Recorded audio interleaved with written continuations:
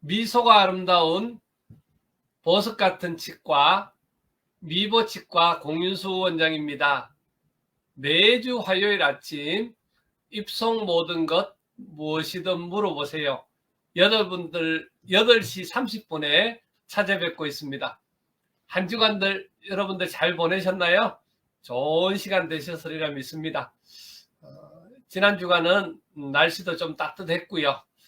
강원도 지역에 눈도 많이 오긴 했지만 그래도 좋은 날들이었습니다. 감사합니다. 오늘은 여러분들과 우리 턱관절 장애에 대해서 알아보도록 그렇게 하겠습니다. 턱관절이 문제가 생겼을 때 입이 심할 경우에는 입이 벌어지지도 않고 다물어지지도 않고 턱이 빠지는 경우, 그리고 이제 소리가 나는 경우, 또 그리고 턱이 아파서 입을 벌리지 못하는 경우, 뭐 여러 가지 이제 경우들이 있는데 그 턱관절 장애가 생겼을 때 어디서 어떻게 치료해야 되는지 몰라서 시간을 허송세월 보내는 그런 분들이 많습니다. 그래서 오늘 이 기회에 여러분들께 턱관절 장애에 관련되어 있는 내용들을 나눌 수 있도록 하겠고요. 이 내용들 잘 보시고 혹시 내가 이런 상황이 있으면 꼭 치과를 방문하셔서 진단을 받으실 수 있도록 그렇게 하시면 좋겠습니다. 자, 턱관절 장애는 치과로 가야 하나요? 이렇게 해서 턱관절 장애에 대해서 제가 이제 오늘 말씀을 드릴 텐데요. 자, 턱관절 장애가 있다면 관절에 이제 소리가 나는 것입니다. 입을 벌릴 때 딸깍거리거나 모래 소리 같이 자그락거리는 소리, 그리고 턱관절이 뻑뻑하다, 그리고 쪼이는 느낌이 든다, 뭐 이런 경우, 그리고 턱 주위에 이제 통증이 있습니다. 음식물을 씹거나 가만히 있어도 주위가 아프다. 또 그리고 귀 속이나 귀 주위, 관자놀이 뺨 근처가 뻐근하고 아픈 경우, 그리고 입 벌리는 게 제한되는 경우입니다. 입이 잘 벌어지지 않거나 벌어졌는데 다물어지지 않는 경우, 그리고 이제 턱이 비대칭적으로 벌어지는 경우, 그런 경우를 말씀드릴 수가 있고요. 그리고 지금 여기 보시면 턱관절 장애가 의심될 때 어디로 가야 하나요? 하는 질문을 제가 잠깐 했는데요. 여러분들 혹시 이때까지 턱관절 치료는 혹시 어디서 하는지를 혹시 들어보신 적 있으신가요? 턱관절이 옛날에는 이런 장애들이 많지를 않는 경우였고 요즘은 근데 굉장히 많아졌습니다. 그런 뭐 여러 가지 이유들이 있을 것 같은데요. 참 이게 힘든, 그리고 조금 귀한 그런 장애였는데요. 턱관절 장애가 있었을 경우에 치과로 가야 됩니다. 전문적으로 보험 적용이 되어지고 치료가 되어지는 거니까요. 제가 조금 이따가 상세하게 또 말씀을 드리도록 하겠습니다. 자, 턱관절 장애의 원인, 이렇게 이제 표시를 했고요. 이 사진에 보시면 턱관절에 소리가 나거나 턱관절 뭐 뒷골 당기는 거, 일자목, 거북목 발생하는 거, 목 주위 근육 긴장, 뭐 이런 여러 가지들이 있는데요. 턱관절 장애는 턱관절 주위의 근육인대, 그리고 디스크에 문제가 생겨서 턱관절의 기능이 이상이 생기는 건데요. 턱관절 장애의 크게 이제 4가지 원인을 이제 들면요. 첫 번째로는 행동적인 겁니다. 그래서 습관, 자세, 수면, 뭐 이런 부분인데요. 우리가 습관 중에서는 나도 모르지만 이갈이, 그리고 긴장을 하게 되면 이를 꽉 깨무는 이 악물기, 그 다음에 이렇게 깨물었던 깨물기, 또 턱을 앞으로 이렇게 습관처럼 내미는 경우들이 있습니다. 그리고 자세로는 머리, 목, 어깨, 우리가 이제 앞으로 이렇게 나오는 자세라든지 여러 가지 이제 자세들이 있습니다. 그런 자세 문제에서 오는 거. 그리고 이제 수면은 수면 습관이라든지 수면 자세 등이 굉장히 많이 있고요. 그중에서 운동 부족이라든지 흡연이라든지 과음이라든지 이런 부분들도 여기에 포함이 되고요. 환경적인 요인으로는 우리가 식품 첨가물, 대기, 수질오염, 산업화학물, 알레르기원 뭐 이런 거를 표현한다고 교과서에는 나와 있습니다. 그 심리적 요인, 스트레스가 굉장히 이제 중요한 요인 중에 하나인데요. 스트레스를 받으면 뭐 여러 가지 교감신경이 항진되고 목하고 턱 주위에 근육이 긴장이 되게 되고, 그러면 결국 불면을 동반, 잠잘 때 찡거리는 여러 가지, 이를 꽉 물고 자는 습관, 뭐 이런 것들이 여러 가지 이제 요인이 되고요. 낮 시간에 이렇게 활동하고 생활했던 데 스트레스가 과하게 되면 그 부분들이 밤의 무의식 중에 나타나지는 그런 증상들도 있습니다. 그래서 그런 문제들이 있고요. 그리고는 이제 사회적인 상황, 사회적 요인 이렇게 표현했는데, 이 갈등이라든지 이런 것들, 그것도 심리적인 뭐 요인이겠죠. 그리고 작업 상황들, 또 뭐 작업 상황이라 이야기하면 이제 저 같은 경우에만 하더라도 결국은 직업적으로 항상 진료를 할 때 이렇게 해서 숙여서 이렇게 목을 숙여서 하기 때문에 거북목이라든지 일자목 이렇게 표현하죠. 그런 상황들, 어깨 같은데 이런 데 목들이 많이 근육들이 굳기 때문에 생기는 그런 문제들이 많고요. 뭐 재정적인 압박이나 이런 걸로 인한 어떤 심리적인 문제도 있을 수 있고요. 의존성, 가족, 친구, 의사, 약물 등 뭐 여러 가지 이제 이런 표현들이 있습니다. 자, 턱관절 치료를 하는 데 있어서는 저주파 치료, 레이저 치료, 스프레이 치료, 그 다음에 이제 필요한 게 이제 운동요법, 뭐 이런 게 있고요.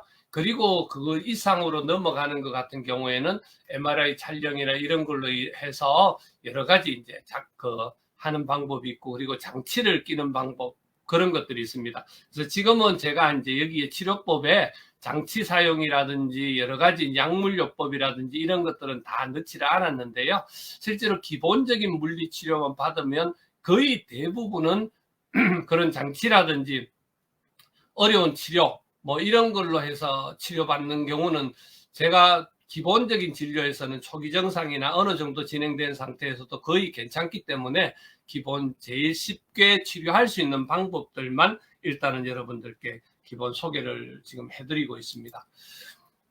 턱관절 장애 치료에는 치과에 방문을 하시게 되면 한 40분에서 1시간 정도 그냥 가만히 누워 계시면 됩니다.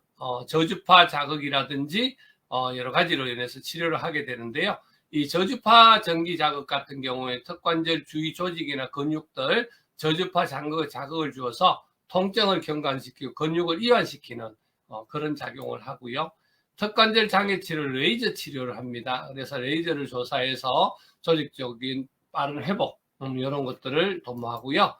그리고 이제 스프레이 분사하는데요. 근육을 냉각시켜서 통증을 완화시키거나 순간 마취 효과들도 가지고 오는 그런 치료 방법입니다. 최근에 이제 저희 치과에 장비를 또 새롭게 도입을 했는데요. 저희 치과는 13년 전부터 턱관절 치료를 하고 있고 진료를 하고 있습니다. 장비가 중간에 바꿨지만 조금 더 장비를 최신 장비로 업그레이드를 하기 위해서 지난 1월 초에 이제 이렇게 도입을 하게 됐고요. 조금 더 좋은 진료를 위해서 좋은 장비를 도입을 했습니다. 그래서 최선을 다한 진료 여러분들과 나눌 수 있도록 그렇게 하겠습니다. 여러분들 턱관절 치료가 보험이 진료가 해당이 됩니다. 턱관절 진료에서 보험이 적용이 되는 게 있는데요. 그 대신에 어떤 게 있냐 하면 모든 치과에서 물리치료가 턱관절 치료가 보험으로 되지를 않습니다.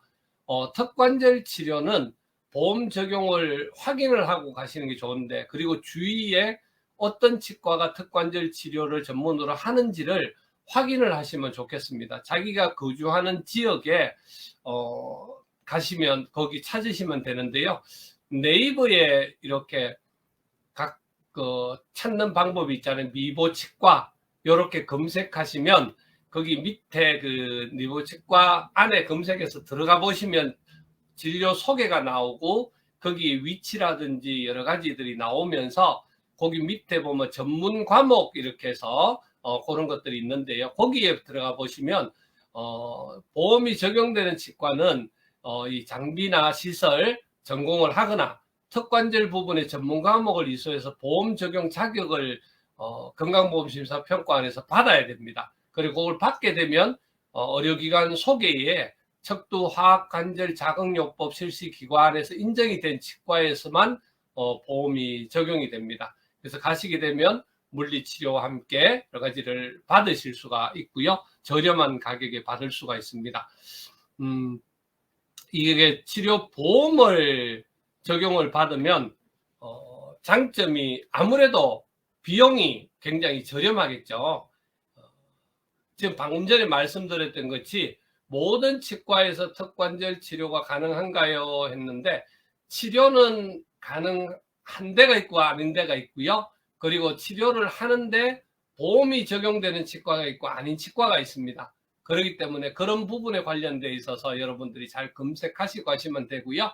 두 번째로는 턱관절 치료는 가격이 많이 비싼가요? 이렇게 표현했는데요.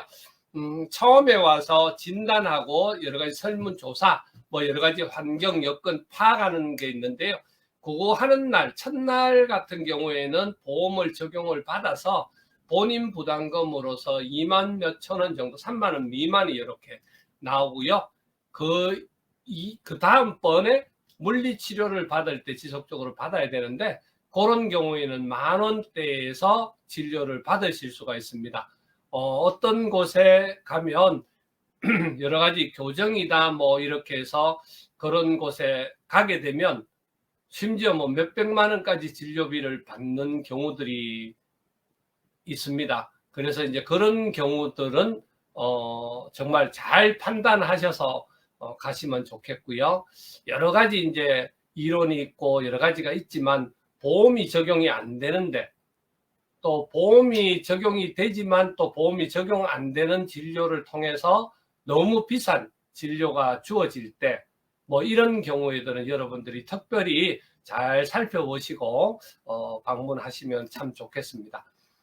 세 번째로는 한 번 하는 치료 시간은 얼마나 걸리고 총 치료 기간은 얼마나 걸리냐요? 이렇게 이제 말씀을 드렸는데요.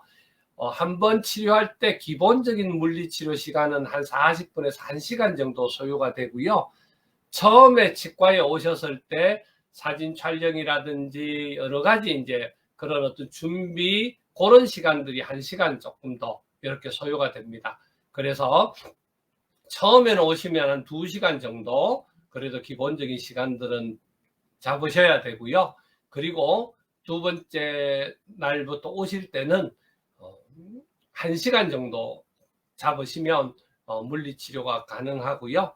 그리고 치료 기간은 정도에 따라서 심한 정도에 따라서 시간이 달라집니다. 통상적으로 저희 치과에서는 진단을 하게 되고 치료가 들어가게 되면 일주일에 한 번 그리고 해서 한 4번에서 보통 4번 전후를 받고요. 그리고 2주 그 이후에는 좀 차도가 있으면 2주에 한 번 정도 받아서 한 2번에서 4번 정도 받고요. 그리고는 그 다음에는 이제 체크를 한다든지 이런 방법으로 진료를 하게 됩니다. 어떤 경우에 초기에 정상이 좀 심한 경우 또 그리고 정상 자체가 턱관절이 심한 경우에는 진료를 3일 간격 정도로도 하기도 하고요. 그리고 거기에 물리치료뿐만 아니라 약물요법, 약물요법도 여러 가지 이제 약물이 있는데 기본적인 우리 턱관절에 좋은 그러니까 쓰는 진통소염제라든지 그런 기본적인 약제를 처방하는 경우가 있고요. 그리고 이제 그것보다도 더 심하거나 할 수 없을 때 스테로이드 제제라든지 이런 제제를 쓰는 경우들도 있고요. 그리고 그게 되지 않으면 이 턱관절에 직접 주사하는 주사요법이라든지 여러 가지 이제 어떤 더 간 방법들이 있습니다. 그리고 필요한 경우에는 턱관절에 이렇게 입에 끼우는 장치를 하는 턱관절 장치가 있습니다. 그 장치를 본을 떠서 만들어서 껴야 되는 경우가 있습니다. 근데 이제 결국은 장치 비용이 만만치 않습니다. 장치가 어떤 장치가 되냐에 따라서 이갈이 장치가 되든 턱 교정 장치가 되든 여러 가지 이제 장치들이 있는데요. 그 장치 비용들이 굉장히 좀 고가입니다. 그건 보험이 적용이 되지 않고요. 그래서 저희 치과 같은 경우에는 대부분은 물리치료로 해서, 그리고 기본적인 운동요법이라든지 물리치료를 통해서 진료하고 치료하는 방법을 주로 택하게 되고요. 그리고 이갈이가 심하다든지 치아를 보호해야 되는 경우에는 이갈이 장치를 간혹 한다든지 또 교정 교합 장치를 한다든지 그런 경우들도 간혹 있지만, 주로 물리치료를 통해서 최소 비용으로 치료를 할 수 있도록 그렇게 지금 현재 진료를 하고 있습니다. 자, 오늘 또 피해갈 수 없는 미보 깜짝 퀴즈를 여러분들 한번 풀어보시죠. 자, 오늘도 같이 해주신 우리 최은주 의사님, 전은대행님, 장필규 소장님, 그리고 우리 유영진 대표님, 이인환님, 김명학 목사님, 그리고 고윤경님 모두 감사합니다. 미보 깜짝 퀴즈 여러분들과 풀어볼까요? 턱관절 장애가 의심될 때는 정형외과에 가야 돼. 정형외과에서도 기본적인 치료나 이런 것들은 하게 됩니다. 근데 이제 우리 턱관절 장애가 있었을 때 촬영하는 그 턱에 관련돼 있는 촬영 장비들이 또 따로 치과에는 다 갖추고 있거든요. 그래서 전문적인 진단 이런 것들이 되기 때문에 치과로 방문하시면 되겠고요. 턱관절 장애는 치과에 가야 해. 그렇죠? 우리 치과에 오시면 전문적으로 보험 진료가 되는 그런 진료를 하실 수가 있습니다. 세 번째, 원인은 하나야. 턱에 주먹을 맞으면 턱관절 장애가 생겨. 이렇게 표현했는데요. 요게 이제 원인이 하나는 아니죠. 그죠? 턱관절에 여러 가지 장애가 있고요. 실제로 이 턱관절을 주먹에 맞거나 부딪히거나 이런 경우에 많이 발생을 하기는 합니다. 특히 이제 젊은 친구들 장난친다고 그렇게 이제 장난치다가 그런 경우도 있고, 어디 부딪히는 경우들도 있고, 여러 가지 이제 경우들이 발생을 합니다. 미보 치과에서 턱관절 장애 치료할 수 있어. 이렇게 했고요. 저희 미보 치과에서 보험으로 진료가 되는 치과입니다. 그래서 이웃 치과에서, 보험이 되지 않는 치과에서도 또 의뢰를 해주시고, 또 일반 병원에서도 이렇게 해주십니다.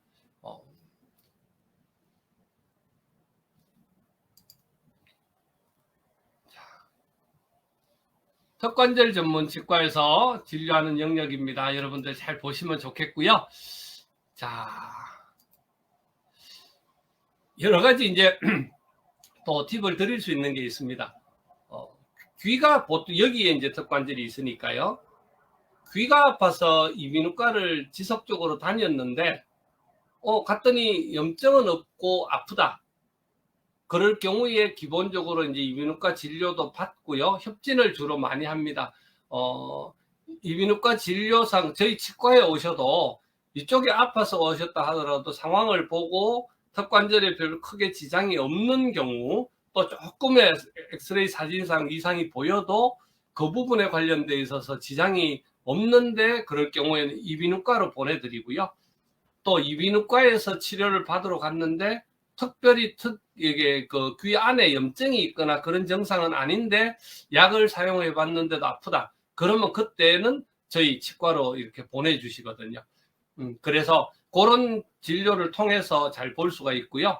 턱이 아프고 불편하실 때, 또 여기 귀 안이 아픈데 특별히 여기 염증이 있거나 그런 게 아닌데 그냥 아프다. 그런 경우에 이비인후과도 방문하셔서 이비인후과에서 내시경도 보시고 확인을 해보시고, 그리고 그게 아니면 치과로 방문하셔서 하실 수 있는 게 굉장히 중요합니다. 그걸 모르고 지속적으로 약만 복용을 한다든지 그랬을 경우에는 이게 회복이 되지 않고 굉장히 더 심해지는 그런 경우들을 자주 이렇게 보게 되거든요. 오시는 분들 중에 어디를 가는지 몰라서 시간이 너무 오래 걸렸다는 분이 많이 계시고요.